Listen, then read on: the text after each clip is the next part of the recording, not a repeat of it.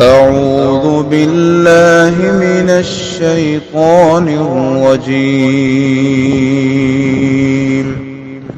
بسم الله الرحمن الرحيم. السلام علیکم ورحمۃ اللہ وبرکاتہ۔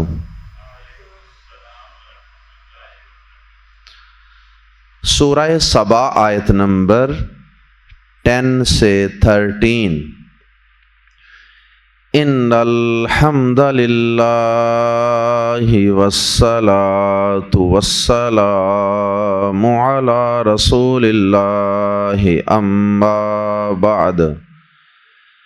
اعوذ باللہ السمیع العلیم من الشیطان الرجیم من ہمزہ ونفخہ ونفثہ۔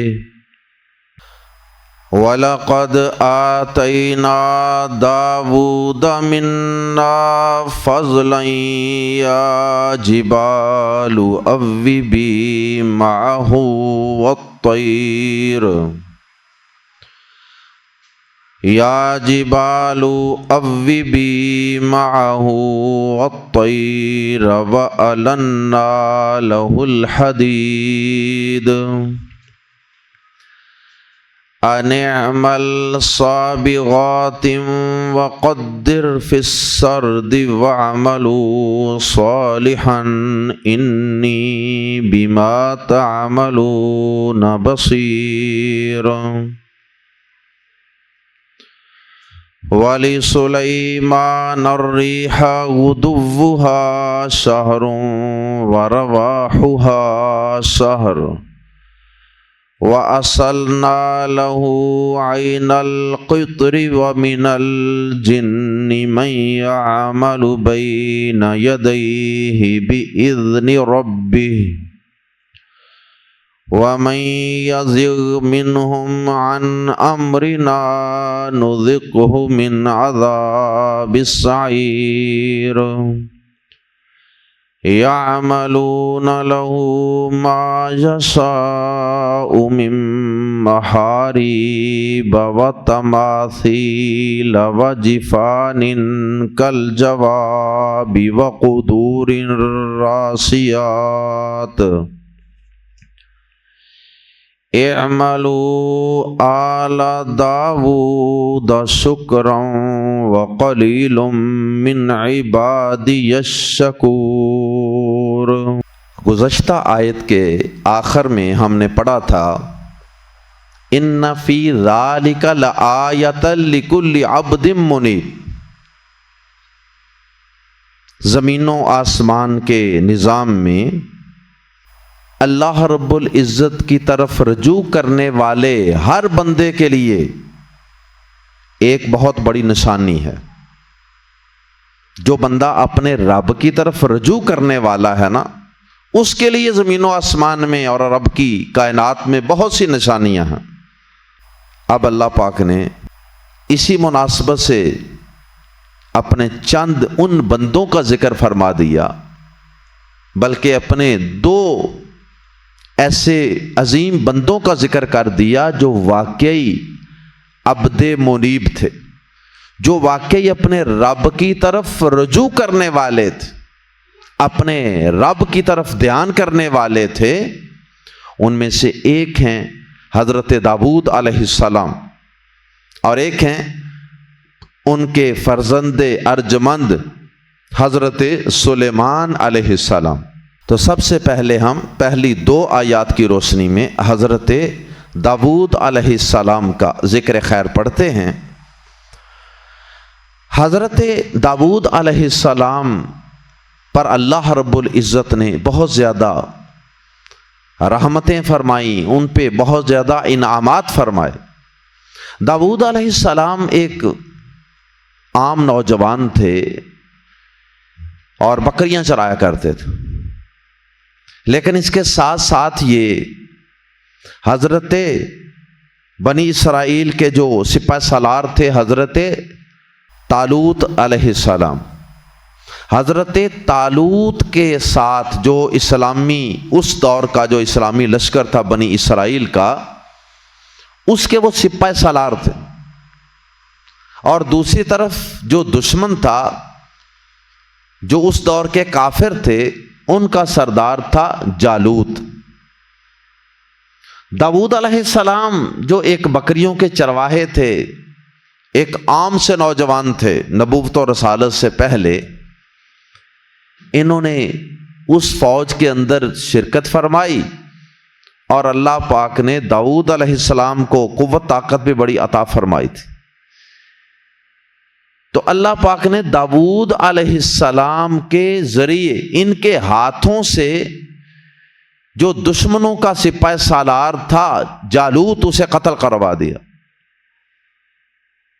جس طرح کہ قرآن مجید میں ہے سورۃ البقرہ میں وَقَاتَلَ دَاوُودُ جَالُوتَ، اور داؤد نے جالوت کو قتل کر دیا۔ تو یہی حضرت داؤد علیہ السلام تھے۔ جب اللہ پاک نے ان کے ہاتھوں سے اتنے بڑے دشمن کو قتل کروا دیا، تو اس طرح حضرت داؤد علیہ السلام بنی اسرائیل کی آنکھوں کا تارا بن گئے۔ بڑی عزت اور بڑا وقار اور بڑا مقام اللہ پاک نے ان کو عطا کر دیا، اور پھر آہستہ آہستہ یہ مزید آگے بڑھے، حتیٰ کہ جب بنی اسرائیل کے جو سپاہ سالار تھے اسلامی فوج کے، اس کے جو سپاہ سالار طالوت تھے، ان کی وفات کے بعد ان کے جانشین حضرت داؤد علیہ السلام کو ہی بنا دیا گیا، اور پھر اس کے بعد اللہ پاک نے ان کو نبوت و رسالت سے بھی نواز دیا، اور پھر اللہ پاک نے بادشاہت بھی عطا فرما دی، اور پھر اس کے علاوہ بھی اللہ پاک نے ان پہ کئی انعامات اور کئی احسانات فرمائے، جن کا ذکر سورۃ الانبیاء میں، سورہ صاد میں، سورہ بقرہ میں، سورہ نمل میں، سورہ نساء میں اللہ پاک نے مختلف مقامات پہ فرمایا ہے۔ حضرت داؤد علیہ السلام کو اللہ پاک نے جو قرآن مجید کے اندر مختلف مقامات پہ اللہ پاک نے ذکر فرمایا انہیں عطا کی جانے والی نعمتوں کا، ان میں سے ایک نعمت یہ تھی کہ اللہ پاک نے انہیں نبوت عطا فرمائی، انہیں زبور عطا فرمائی، اور اللہ پاک نے انہیں قوت و طاقت عطا فرمائی، اللہ پاک نے انہیں حکمت و دانائی عطا فرمائی، اور اللہ پاک نے انہیں عدل و انصاف کی بھی توفیق عطا فرمائی۔ تو اس طرح وہ لوگوں کے درمیان جو ان کے اختلافی معاملات ہوتے تھے، جھگڑے وغیرہ ہوتے تھے، یہ ان کے درمیان حکمت و دانائی کے ساتھ اور بڑی فہم و فراست کے ساتھ ان کے فیصلے فرماتے تھے۔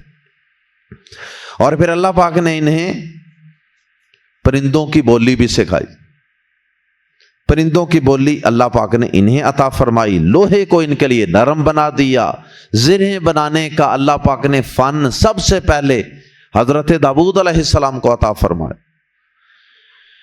اور اسی طرح داؤد علیہ السلام عبادت گزار بھی بڑے تھے، روزے، تہجد، ان چیزوں کا بہت زیادہ اہتمام کرتے تھے۔ ایک دن روزہ رکھتے تھے اور ایک دن چھوڑتے تھے، نفلی روزہ، ایک روزہ رکھ لیا ایک دن ناگا، ایک روزہ رکھ لیا ایک دن ناگا۔ اور یہ سب سے مشکل روزہ ہے، مسلسل روزے رکھنے آسان ہے، آپ مہینے میں 15 دن مسلسل روزے رکھ لیں آسان ہے، 15 دن روزے رکھ لیے، 15 دن آپ نے چھوڑ دیا، ناگا کر لیا، مسلسل یہ آسان ہے۔ اور مہینے میں ایک دن روزہ رکھو، ایک دن چھوڑو، ایک دن رکھو، ایک دن چھوڑو، پھر بھی 15 روزے بنیں گے، لیکن یہ مشکل کام ہے۔ داؤد علیہ السلام ایک دن روزہ رکھتے تھے اور ایک دن چھوڑتے تھے، اور اس روزے کو داؤدی روزہ کہا جاتا ہے۔ اسی طرح داؤد علیہ السلام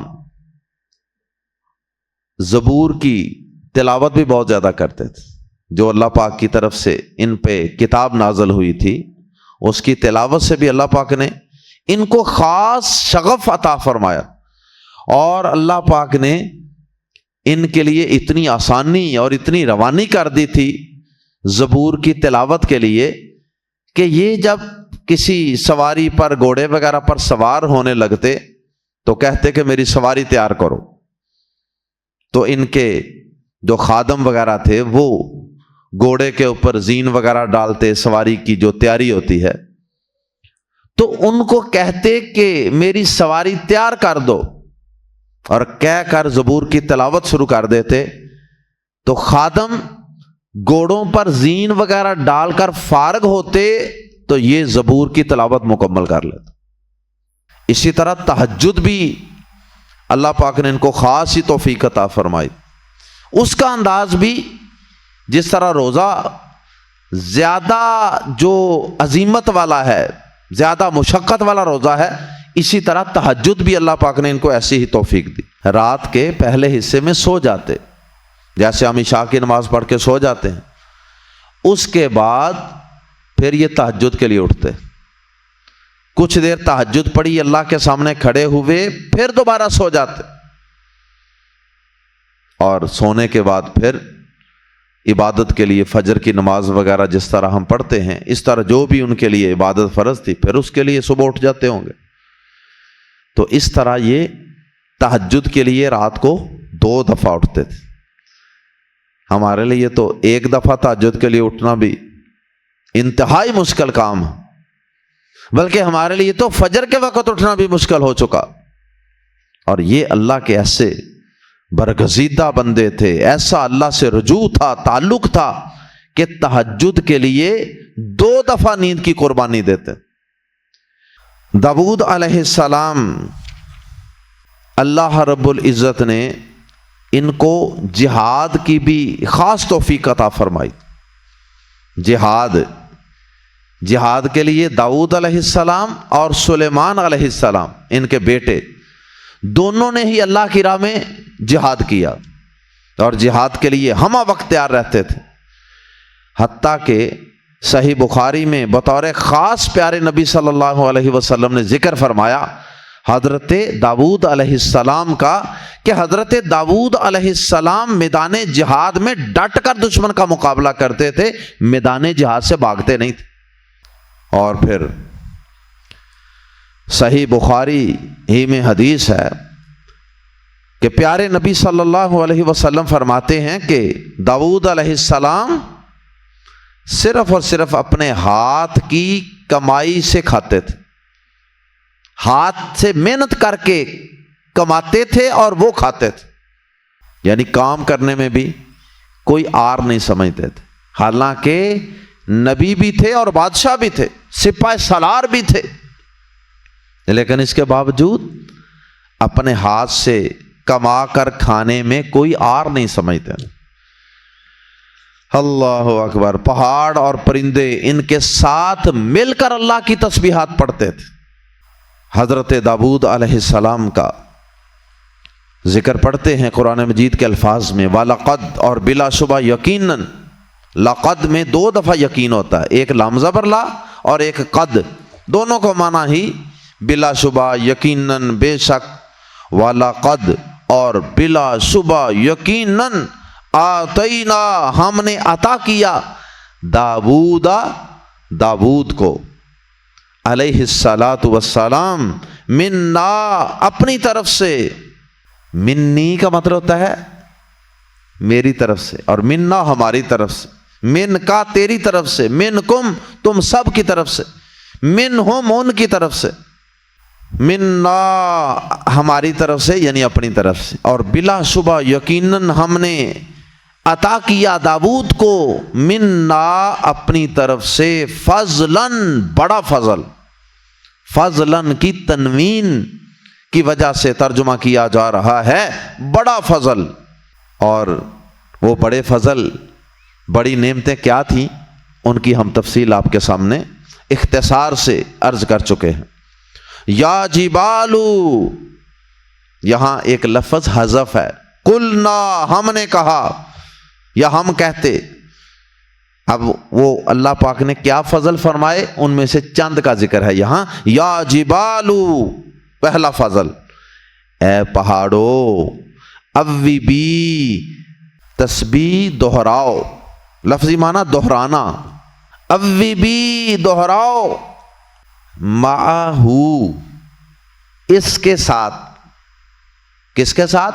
داؤد علیہ السلام کے ساتھ۔ ہو ضمیر یہاں لوٹ رہی ہے داؤد علیہ السلام، حضرت داؤد کے اسم مبارک کی طرف۔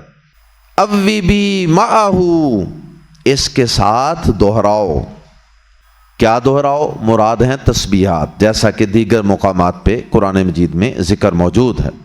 اس کے ساتھ ساتھ تسبیحات دہراؤ، یعنی جیسے جیسے یہ پڑھ رہے ہیں تم بھی ان کے پیچھے پیچھے پڑھو۔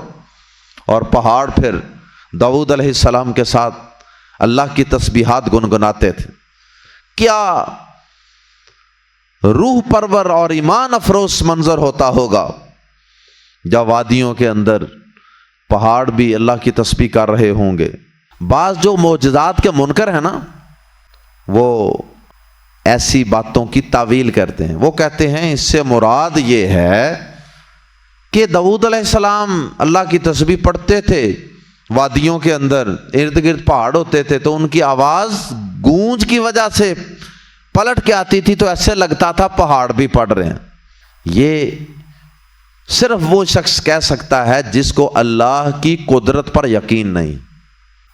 تو اللہ پاک جب پہاڑوں کو کہہ رہا ہے یا جبالو، خطاب کر رہا ہے اللہ تعالیٰ، پہاڑوں کو حکم دے رہا ہے پہاڑوں، تو اگر پہاڑوں کی وہ جو ایکو ہوتی ہے باز گشت، اس کی وجہ سے ہی یہ آواز آتی تھی، تو پھر اس کو بطور خاص اللہ پاک نے اپنے فضل کے طور پہ کیوں بیان کیا بھائی؟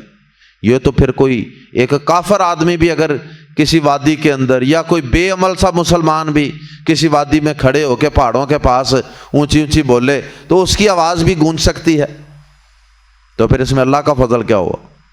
پھر اللہ کی خاص نعمت کیا ہوئی جس کے متعلق اللہ پاک نے شروع میں فرمایا وَلَقَدْ آتَيْنَا دَاوُودَ مِنَّا فَضْلًا، بڑا فضل عطا کیا۔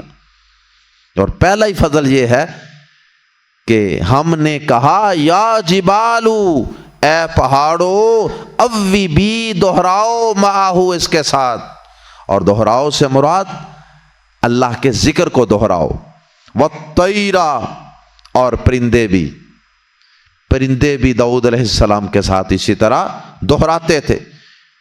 یا مطلب یہ ہے کہ ہم نے اسی طرح پرندوں کو بھی یہ کہا کہ تم بھی داؤد علیہ السلام کے ساتھ اللہ کا ذکر اور اس کی تسبیح دہراؤ۔ وَأَلَنَّا اور ہم نے نرم کر دیا لہو اس کے لیے الحدید لوہے کو، اور ہم نے اس کے لیے لوہے کو نرم کر دیا۔ اس کے دو مفہوم ہیں، ایک تو یہ ہے کہ جس طرح آج کل کے دور میں لوگ بڑی بڑی بٹیاں ہیں، فرنسیں ہیں، اور ان کے اندر لوہا یا کوئی بھی میٹل دھات ڈال کر ان کو پگھلا لیتے ہیں اور پھر اپنی مرضی کی ڈائیوں میں ڈال کر اپنی مرضی کی چیزیں بنا لیتے ہیں۔ لیکن اس وقت داؤد علیہ السلام کے دور میں ابھی سائنس اس درجے تک ترقی نہیں کر سکی، ابھی لوگوں کو لوہے کو استعمال میں لانے کے یہ طریقے نہیں آتے تھے۔ یا تو اللہ پاک نے داؤد علیہ السلام کو معجزانہ طور پہ اتنی طاقت عطا فرما دی کہ داؤد علیہ السلام کو لوہا پکڑتے اور اس کو اپنی مرضی سے، جس طرح ہم موم کی یا آٹے کی بنی ہوئی آٹا ہو یا ہمارے پاس موم ہو یا مٹی گوندی ہوئی ہو تو ہم اس کو پکڑ کے کھلونے بنا لیتے ہیں نا، جو مرضی چیز بنا لیں، بچے بناتے ہیں اکثر۔ تو یا تو اللہ پاک نے لوہے کو داؤد علیہ السلام کے ہاتھوں میں اس طرح نرم کر دیا تھا، اور یا پھر نرم کرنے سے مراد یہ ہے کہ ہم نے انہیں یہ فن عطا فرمایا، انہیں یہ سمجھ بوجھ عطا فرمائی، انہیں گائیڈ کیا کہ اس طرح لوہے کو پگھلاؤ، نرم کرو، اور پھر اس کو اپنی مرضی کی شکل میں ڈال لو۔ اور اس کے بعد تو پھر یہ فن اللہ پاک نے آہستہ آہستہ انسانوں کو سب کو عطا کر دیا، اور آج انسان جو ہیں وہ اس لوہے سے بہت سی چیزیں بنا رہے ہیں، بے شمار چیزیں بنا رہے۔ اللہ اکبر۔ اور یہ لوہا کہاں سے نکلتا ہے؟ زمین سے۔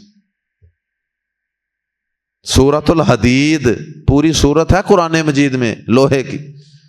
لوہا اتنی مضبوط چیز ہے، آپ اپنے دائیں بائیں ذرا دیکھیں نا کتنی چیزیں ہیں جو لوہے کو پگھلا کر بنائی گئی ہیں. یہ آپ کو سٹینڈ نظر آ رہے ہیں لائٹوں کے، اس کے، یہ ہے.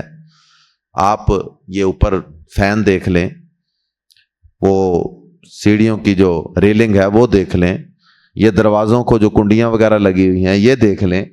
یعنی یہاں آپ کو بے شمار چیزیں اس حال کے اندر ہی مل جائیں گی جو لوہے کو استعمال کر کے بنائی گئی. تو اللہ پاک نے لوہے کو اپنی نعمت کے طور پہ بیان کیا سورۃ الحدید میں. وَأَلَنَّا، اور ہم نے نرم کر دیا، لہو، اس کے لیے، الحدید، لوہے کو. یہ بھی اللہ تعالیٰ کا انعام تھا داؤد علیہ السلام پہ. انعمل، لوہے کو اس لیے نرم کر دیا تھا ان کے اعمل. اعمل کا لفظی معنی ہوتا ہے عمل کرو، کام کرو. تو یہاں مراد ہے بناؤ، اور ان کے نون پر جزم تھی، آگے ملانا تھا اعمل کے ساتھ، اس لیے نون کے نیچے زیر لگائی گئی. انعمل، یہ کہ، یا ترجمہ کر سکتے ہیں تاکہ بناؤ. سابغاتن، سابغاتن کا لفظی معنی ہے کشادہ، اور مراد ہیں کشادہ زریں. زرہ کا لفظ یہاں موجود نہیں ہے، اور زرہ کی صفت بیان کر دی ہے، موصوف حذف کر دیا گیا ہے. اصل لفظ تھا دروعن، دروعن سابغات. در ان کی جمع ہے، درو کہتے ہیں زروں کو. زرہ ایک لباس ہوتا تھا جو جسم پر فٹ آ جاتا تھا. اس دور میں جو جنگیں ہوتی تھیں، تلواریں مارتے تھے لوگ، تلوار کے وار سے بچنے کے لیے، نیزے کے وار سے بچنے کے لیے جسم پر ایک لباس پہن لیا جاتا تھا، اور وہ لوہے کا بنا ہوا ہوتا، اور وہ مختلف چھوٹی چھوٹی کڑیاں چین کی شکل میں جوڑ کر بنایا جاتا تھا. اصل لفظ تھا دروعن سابغات، زرہیں سابغات، کشادہ، کشادہ زریں بناؤ. یعنی ایسی کامل اور مکمل اور کشادہ زریں بناؤ کہ جو تمہارے اور جو بھی پہنے تمہارا سپاہی، جہاد کرنے والا مجاہد، اس کے جسم کو پوری طرح سارے حصے کو کور کر لیں. تو سابغات، درو کا لفظ حذف ہے، ترجمہ ہم کر لیں گے یہ کہ بناؤ، تاکہ بناؤ، سابغاتن، کشادہ، کشادہ زرہیں. وقدر، اور اندازہ رکھ، تقدیر اسی سے ہے، قدر، اندازہ رکھ.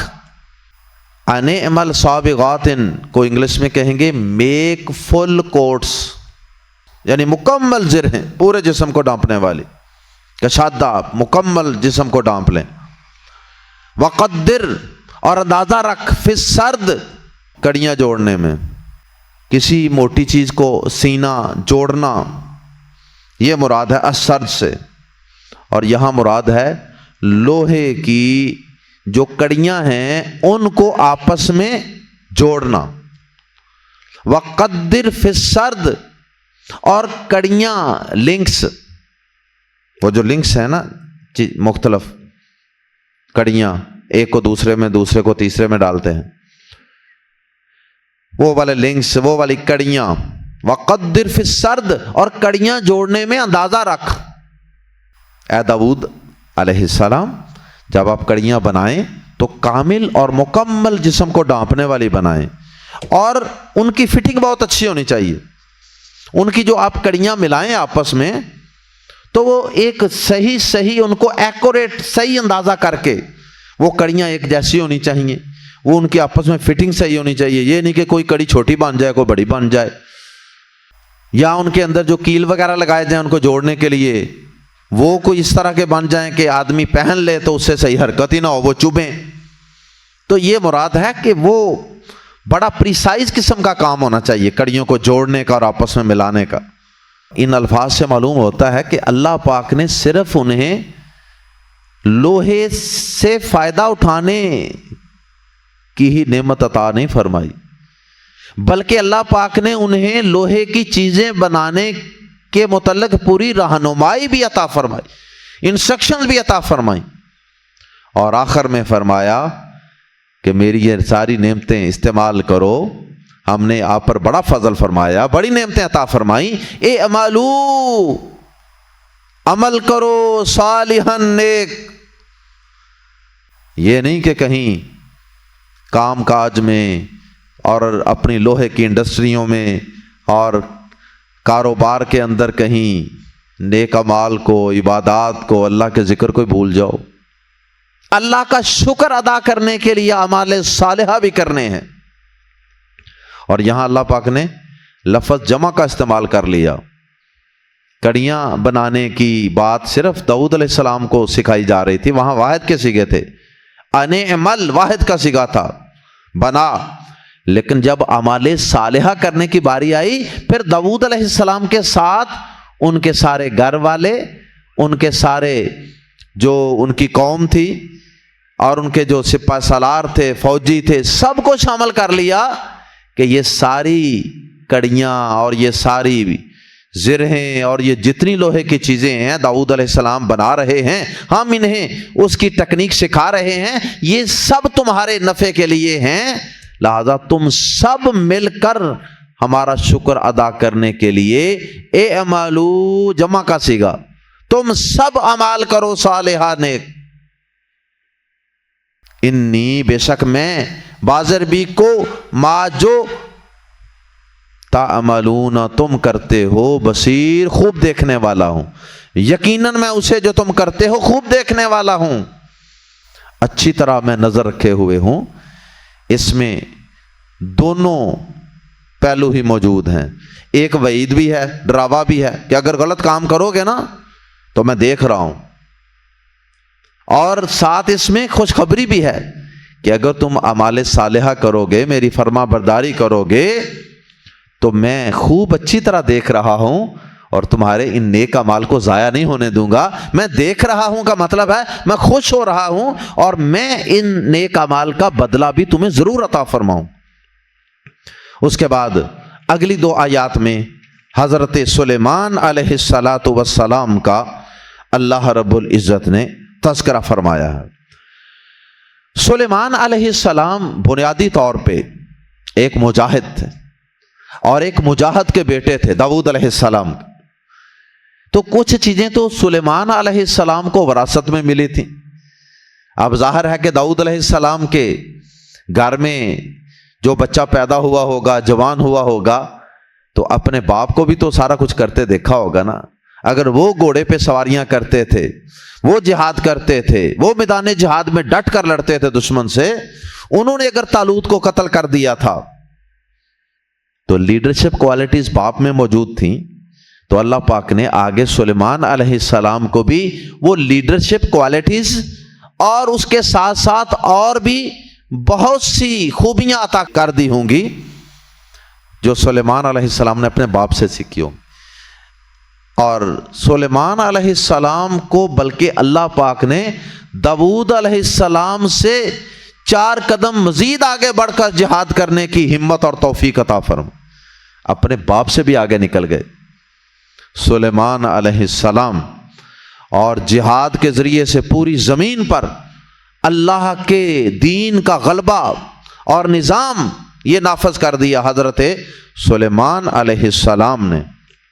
مثال کے طور پہ سلیمان علیہ السلام نے دیکھا کہ انہیں ہدہد نے بتایا تھا نا، آ کے پرندے نے، کہ میں ایک زمین سے ہو کے آیا ہوں، وہاں دیکھا ہے کہ ایک عورت حکمرانی کر رہی ہے اور وہ شرک کرنے والی عورت ہے، مشرکہ عورت ہے، اللہ کے ساتھ اور چیزوں کو شریک ٹھہرانے والی ہے۔ تو حضرت سلیمان علیہ السلام نے اس کو فوراً خط لکھ دیا اور اس کے ساتھ جہاد کے لیے فوراً تیار ہو گئے تھے۔ اور اسی طرح سے سورہ صاد کے اندر آتا ہے کہ سلیمان علیہ السلام گھوڑوں کو باقاعدہ دوڑاتے، ان کی دوڑیں لگواتے، ان کو پالتے پوستے، اور پھر جب دوڑ سے گھوڑے واپس آتے تو سلیمان علیہ السلام ان کی پنڈلیوں پر، ٹانگوں پر اور ان کی گردنوں پر پیار سے، شفقت سے، محبت سے ہاتھ پھیرتے تھے۔ یہ سورہ صاد میں ہے۔ تو یہ گھوڑے کس لیے تھے؟ یہ صرف شوق کے لیے نہیں تھے کہ صرف جس طرح بادشاہوں نے گھوڑ سواری کے لیے رکھے ہوتے ہیں، بلکہ یہ ایسے بادشاہ تھے جو اللہ کے دین کے محافظ تھے اور مجاہد تھے اور اللہ کے دین کو غالب کرنے والے تھے۔ تو یہ گھوڑے سلیمان علیہ السلام نے گھوڑے اور دیگر لشکر رکھے ہوئے تھے جہاد کے لیے، اللہ کے دین کو پوری دنیا پہ غالب کرنے کے لیے۔ اب سلیمان علیہ السلام جس لیول کا جہاد کر رہے تھے نا، اس کے لیے ضرورت تھی بہت بڑی بڑی فوجوں کی، اس کے لیے ضرورت تھی بہت بڑے بڑے قلعوں کی جس کے اندر فوجیں سٹے کریں، اور اسی طرح جب بہت بڑی بڑی فوجیں ہیں تو پھر ان فوجوں کو کھانا کھلانے کے لیے بھی بہت بڑے بڑے برتنوں کی بھی ضرورت، اور پھر جس شہر کو فتح کرنا ہے، جس شہر پہ حملہ کرنا ہے، اس شہر کے پہلے نقشے بنائے جاتے تھے، ماڈل بنائے جاتے تھے، اور ماڈل بنا کر سلیمان علیہ السلام کے سامنے پیش کیے جاتے تھے۔ یہ چھوٹے سے اتنے سے ماڈل کو سامنے پیش کر دیا جاتا کہ جس شہر پہ ہم نے حملہ ور ہونا نا، اس کا یہ پورا ماڈل یہ ہے، پورا نقشہ۔ پھر اس کی پلاننگ ہوتی کہ فوج کہاں سے جائے گی، کہاں پہ حملہ ور ہوگی، کیا کرے گی، کیسے کرے گی۔ تو اس لیے آگے ذکر آ رہا ہے انہی نعمتوں کا جو جہاد کی تیاری کے لیے مزید اللہ پاک نے سلیمان علیہ السلام کو عطا فرمائی تھی۔ بڑے بڑے قلعے، قلعہ، فورٹ، اور بڑی بڑی دیگیں، بڑے بڑے برتن جس میں ہزاروں آدمیوں کا کھانا پک جاتا، اور بڑے بڑے تھال اور پلیٹیں۔ آئیے سلیمان علیہ السلام کا ذکر پڑھتے ہیں کہ اللہ پاک نے انہیں کیا کیا نعمتیں عطا فرمائیں، کیا کیا فضل فرمائے۔ والی سلیمان، اور سلیمان علیہ السلام کے لیے کیا کیا ہم نے؟ مراد ہے تابع کر دیا، لفظ تو موجود نہیں ہے لیکن مفہوم یہی ہے۔ اور سلیمان کے لیے تابع کر دیا الریح، ہوا کو سلیمان علیہ السلام کے تابع کر دیا۔ ہوا سے بھی کام لیتے تھے، مثلا وہ کس طرح؟ غدوہا، سلیمان علیہ السلام کا چلنا، غدون کا مطلب ہوتا ہے صبح کے وقت چلنا، اور رواہن کا مطلب ہوتا ہے پچھلے پیر چلنا۔ غدوہا، ہا کی ضمیر لوٹ رہی ہے الریح کی طرف، ریح کا لفظ عربی زبان میں مؤنث ہے۔ غدوہا، اس کا صبح کا چلنا، کس کا؟ ہوا کا۔ شہرن، ایک ماہ کا۔ ہوا صبح چلتی تو سلیمان علیہ السلام کو کتنا فاصلہ طے کروا دیتی؟ 1 مہینے کے برابر۔ ان کا تخت اس کو اٹھا کر لے جاتی، یا اللہ تعالیٰ بہتر جانتے ہیں کہ یہ ہوا جو ہے اس کی تفصیل قرآن و حدیث میں نہیں آئی کہ وہ ہوا کس طرح سلیمان علیہ السلام کو سفر کرواتی تھی 1 مہینے کا، دن کے صبح کے پہلے وقت۔ غدوہا شہرن، اس کا صبح کا چلنا 1 ماہ کا تھا۔ وَرَوَاهُ، اور اس ہوا کا شام کا چلنا آفٹر نون جرنی۔ غدو کا معنی مارننگ جرنی، صبح کا چلنا، اور رواہ کا معنی آفٹر نون جرنی، اور اس کا شام کا چلنا شہرن، 1 ماہ کا تھا۔ صبح ہوا چلتی 1 مہینہ دور لے جاتی، 1 مہینے کی مسافت کے برابر۔ اگر کسی سواری پر سفر کریں تو 1 مہینہ لگے، تو دن کے پہلے پہر یعنی چند گھنٹوں میں 1 مہینے کے برابر سفر کروا دیتی ہوا سلیمان علیہ السلام۔ اور آج کل کے تیز ترین جہاز، جدید ترین ٹیکنالوجی بھی اس نعمت کا مقابلہ نہیں کر سکتی جو اللہ پاک نے سلیمان علیہ السلام کو عطا فرمائی تھی۔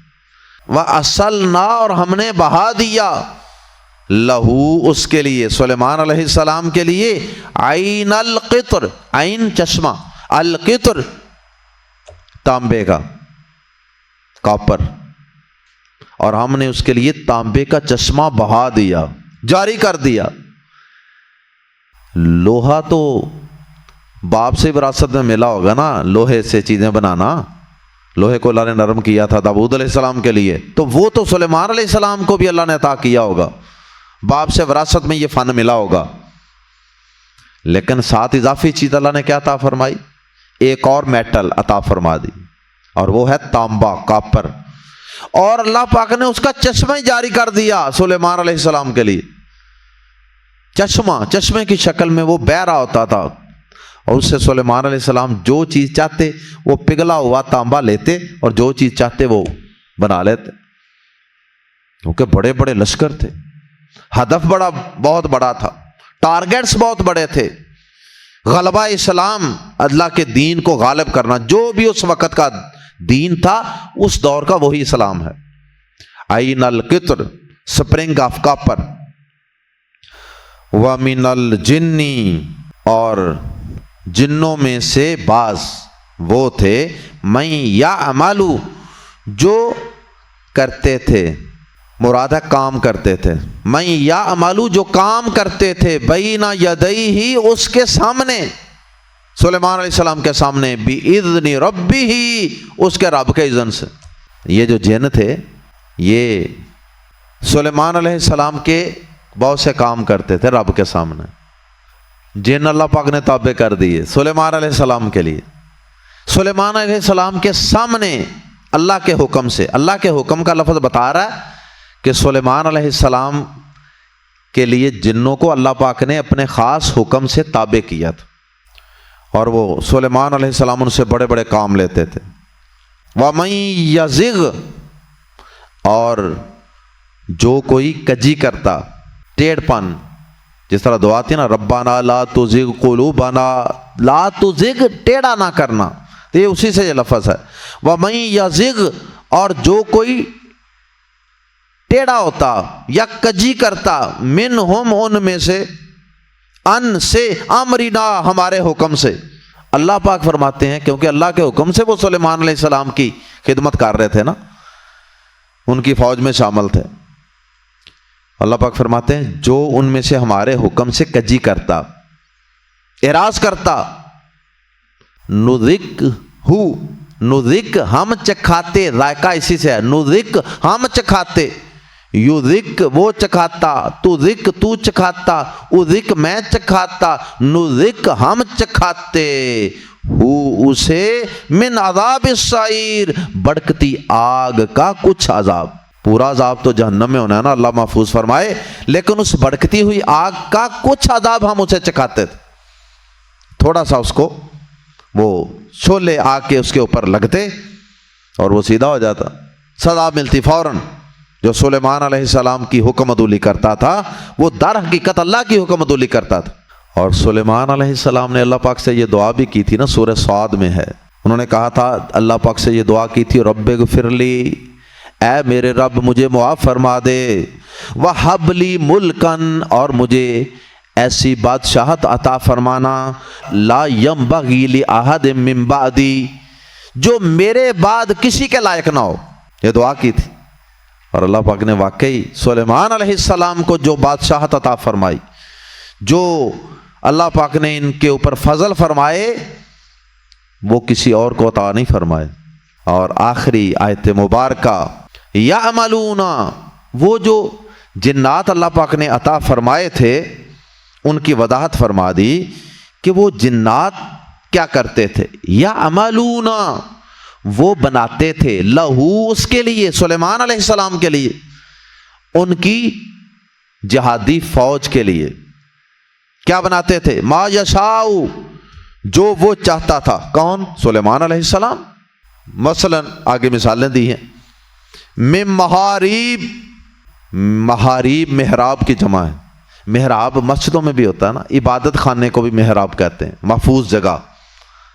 اور جو قلعہ ہوتا ہے، فورٹ، جس میں فوجیں وغیرہ، مورچے، قلعے، بڑی بڑی عمارتیں، ان کو بھی محراب یا محاریب کہتے ہیں۔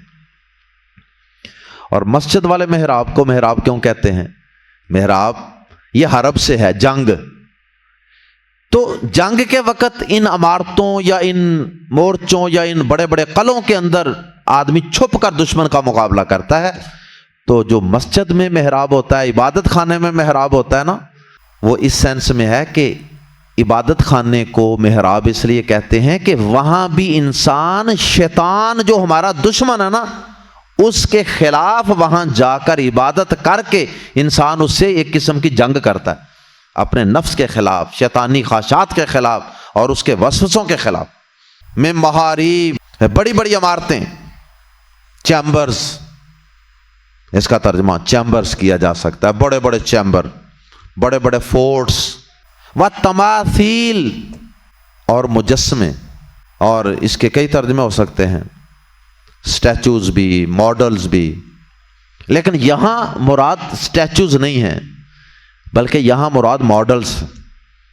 بعض لوگوں نے اللہ محفوظ فرمائے نبیوں کی شان میں عجیب و غریب گستاخیاں کی، نبیوں کو بھی نہیں بخشتے اور قرآن مجید کی تفسیر کر رہے ہوتے ہیں. انہوں نے کہا کہ سلیمان علیہ السلام جو ہے، یہ قرآن مجید کی آیت ہے، وہ مورتیاں بناتے تھے، وہ مجسمے بناتے تھے، نعوذ باللہ، شیر کے، چیتوں کے، اس طرح کے انہوں نے بڑے بڑے جناب مجسمے بنائے ہوئے. حالانکہ ہمارے دین میں تو اس کی ممانت ہے ہی. تورات کے اندر بھی باقاعدہ مورتیاں اور مجسمے اور یہ چیزیں، تصویریں وغیرہ بنانے کی ممانت موجود ہے. آج کی جو تورات ہے اس میں بھی کئی مقامات پہ ان کی مذمت کی گئی ہے. تو جب تورات کے اندر بھی اس کی ممانت ابھی بھی موجود ہے، تو ایک اللہ کے پیغمبر سلیمان علیہ السلام کس طرح یہ شیروں کے اور چیتوں کے اور اس طرح کے بڑے بڑے ہاتھیوں کے مجسمے اور مورتیاں بنا سکتے تھے. تماثیل جو ہے، اس سے یہ تمثال کی جمع ہے، مراد ہے اس سے ماڈل. تصویر بھی یہی ہوتی ہے نا، کسی چیز کو دیکھ کر اس کی کاپی کرنا. تو یہ ماڈل جو بنائے جاتے تھے، یہ بنائے جاتے تھے جیسے کہ میں نے پہلے عرض کیا، کسی علاقے پہ جب حملہ آور ہونا ہے نا، پہلے اس کا پورا نقشہ دیکھا جاتا ہے، اور وہ نقشہ ماڈل کی شکل میں باقاعدہ سلیمان علیہ السلام کے سامنے جنات جاتے، دیکھ کر آتے، سارا اس کو کاپی کرتے اور اس کے ماڈل بنا کے سامنے پیش کرتے. یہ وہ والے ماڈل مراد. و تماثیل اور مجسمے، اور مجسمے جانوروں کے نہیں، مجسمے شہروں کے. ماڈلز انگلش میں، انگلش کے لفظ زیادہ بہتر سمجھ آ رہی ہے. و جفان اور لگن، تھال. تھال یہ ہماری تو چھوٹی چھوٹی پلیٹیں ہوتی ہیں نا ایک بندے کی، اور اگر 4 5 6 بندوں نے کھانا ہو پھر پرات ہوتی ہے. تو اس دور میں اتنی بڑی فوجیں تھیں، اب ان کو اگر ایک ایک پلیٹ دینا شروع کر دیں تو وہ تو بڑا مشکل کام ہو جائے گا. تو جس طرح ہم دسترخوان لگاتے ہیں نا، اس طرح ان کے بڑے بڑے تھال ہوتے تھے، جس ایک تھال کے اوپر ہزاروں بندے، سینکڑوں بندے کھانا کھا لیتے. بلکہ ہمارے پیارے نبی جناب محمد رسول اللہ صلی اللہ علیہ وسلم کے متعلق بھی سنن نبی داؤد میں حدیث ہے کہ آپ کا ایک لگن تھال تھا جسے 4 آدمی مل کر اٹھاتے تھے. جب سفر میں جاتے 4 آدمی اس کو اٹھا کر رکھتے. تو اندازہ کریں نا، جس کو 4 آدمی مل کر اٹھاتے ہوں گے وہ کافی بڑا سائز ہوگا نا، اس کے اوپر کتنے لوگ کھانا کھاتے ہوں گے. اور اس کے اندر سالن روٹی وغیرہ بھگو کر سرید بنا کر لوگ کھاتے تھے. و جفان اور لگن، باؤلز بھی کہہ سکتے ہیں، باؤل، پلیٹیں، پیالیاں جس میں کھانا کھایا جاتا ہے ڈال کر. کل جواب، کاف صبر کا مانند، طرح، کس کی طرح کے؟ جواب حوضوں جیسے. حوض ہوتے ہیں نا بڑے بڑے، حوضوں جیسے لگن، حوضوں جیسے تھال. Bowls like ریزروائرس. وقدور، وہ جنات اور کیا بناتے تھے ان کے لشکر کے لیے؟ وقدور، اور دیگیں. قدر ہنڈیا کو کہتے ہیں اور اس کی جمع ہے قدور، ہانڈی یا دیگ، اور اس کی جمع قدور. وقدور، اور دیگیں. راسیات، جمی ہوئی، ایک جگہ جمی ہوئی. یعنی کچھ تو ہوتی تھی نا دیگیں جو اٹھا کر ساتھ بھی لے جاتے تھے، اور کچھ ہوتی تھیں جن علاقوں میں وہ فوج زیادہ تر جاتی تھی نا، ان علاقوں میں وہ جنات جا کر پہلے وہ پہاڑوں کے اندر پتھروں کو کرید کر بڑی بڑی دیگیں پتھروں سے بنا دیتے تھے، ان کے نیچے آگ جلائی اور اس کے اندر ہی کھانا بنا لی۔ وَقُدُورٍ راسیات، راسیات جمی ہوئی، قرآن مجید میں پہاڑوں کو بھی کہا گیا نا راسیات، پہاڑوں کو، کیونکہ وہ بھی زمین میں گڑے ہوئے ہیں، جمے ہوئے ہیں۔ تو راسیات ان کی جمع راسیات، اسٹیشنری کیٹلز۔ اور اس کے بعد آخر میں اللہ پاک نے ساری نعمتیں بیان کرنے کے بعد ان کو بھی وہی حکم دیا، اعملوا، عمل کرو، آل داؤدا، اے داؤد کے گھر والو، اے آل داؤد عمل کرو، شکرن، شکر ادا کرنے کے لیے، اللہ کا شکر ادا کرنے کے لیے کیا کرو؟ نیک اعمال کرو۔ اس کا مطلب یہ ہوا جتنی اللہ تعالیٰ کی نعمتیں اور احسانات اور فضل آپ پر زیادہ ہیں، اتنا ہی اللہ کا شکر ادا کرنا اور اتنی ہی نیک اعمال کے اندر کثرت کرنی، اللہ کی عبادت میں کثرت کرنی، وہ انسان پر واجب ہو جاتی۔ پیارے نبی صلی اللہ علیہ وسلم رات کو لمبی لمبی تہجد پڑھتے تھے نا، پاؤں مبارک سوج جاتے، ورم ہو جاتے، پھٹ جاتے، تو حضرت عائشہ پوچھتی تھی نا کہ آپ کے ذمہ تو کوئی گناہ بھی نہیں ہے، کیوں کرتے ہیں اتنی مشقت؟ آپ نے فرمایا کہ افلا اکون عبدن شکورا، اے عائشہ اگر میرے رب نے میرے اوپر اتنے احسانات کیے ہیں کہ میرے ذمہ کوئی گناہ بھی نہیں ہے، اتنا مقام عزت عطا فرمائی ہے، تو کیا میں اس کا شکر گزار بندہ نہ بنوں؟ تو یہ اس کا شکر ادا کرنے کے لیے میں اتنی لمبی لمبی عبادتیں کرتا ہوں۔ وَقَلِيلٌ مِّنْ عِبَادِي، اور بہت تھوڑے میرے بندوں میں سے الشکور، پورے شکر گزار ہیں۔ الشکور، الف لام جو اس کے ساتھ لگایا گیا، اور یہ شکور مبالغے کا صیغہ ہے، اس لیے ترجمہ کیا جا رہا ہے پورے شکر گزار، اور بہت تھوڑے میرے بندوں میں سے پورے شکر گزار ہیں، یعنی شکر کا حق ادا کرنے والے بندے وہ بہت تھوڑے ہیں، زیادہ بندے وہی ہیں بس ایک آدھا لفظ شکر کا بول دیتے ہیں، لیکن شکر کے صحیح تقاضوں کو نہیں سمجھتے۔ کتنے لوگ ہیں بے نماز ہیں، لیکن وہ کہہ دیتے ہیں کبھی کبھی جی اللہ کا شکر ہے، لیکن نماز ہی نہیں تو پڑھتا، رب کی عبادت ہی نہیں کرتا، تو کیسا شکر گزار ہے؟ حرام تو کھا رہا ہے، اللہ نے سود کو حرام کیا تو سود کھا رہا ہے، کیسا شکر گزار ہے؟ تو جو پورے اور صحیح شکر گزار بندے ہیں نا اللہ کے، اللہ پاک فرماتے ہیں وہ بہت تھوڑے ہیں۔ اللہ ہمیں اپنے ان تھوڑے بندوں میں شامل فرما لے، اللہ ہمیں ان انبیاء کرام کے نقش قدم پہ چلنے کی توفیق عطا فرمائے، ان کی طرح ہمیں بھی اللہ اپنا عبادت گزار بنا دے، اللہ ہمیں شکر گزار بنا دے، اور اللہ پاک ہمیں ہمارے اوپر بھی جو اللہ نے احسانات اور انعامات اور فضل فرمائے ہیں، اللہ ہمیں ان کا شکر ادا کرنے کی توفیق عطا فرما دے۔ سبحانک اللہم و بحمدک، اشہد ان لا الہ الا انت، استغفرک و اتوب الیک۔